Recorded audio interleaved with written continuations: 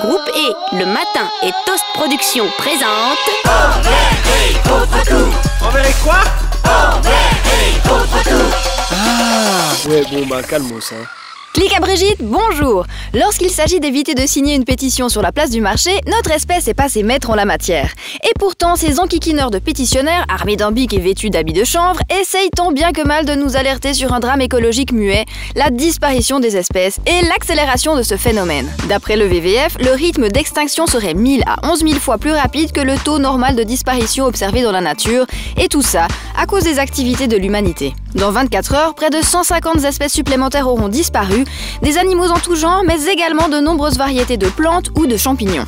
Et oui, il n'y a pas que les chanteurs de légendes qui ont tendance à s'éteindre plus fréquemment, et chaque année, on estime que 26 000 espèces passent ainsi à la trappe dans l'indifférence générale.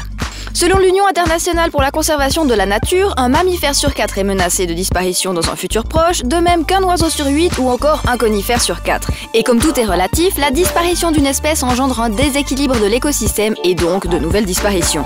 Prenons un exemple. Imaginons qu'une espèce d'oiseau s'éteigne pour X ou Y raison. Conséquence, le nombre d'insectes et de vers dont ils se nourrissaient va augmenter puisqu'ils n'ont plus de prédateurs.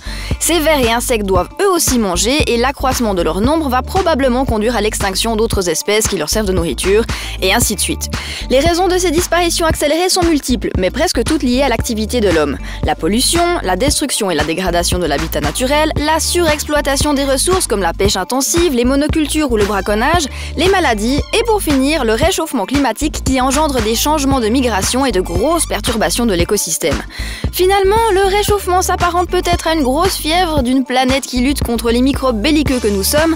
Lorsque nous aurons fini nous aussi par disparaître, la nature mettra quelques petits millénaires à s'en remettre, une bagatelle pour notre vieille Terre qui a plus de 4,54 milliards d'années. On n'a qu'une planète, hein, va falloir faire avec, ok?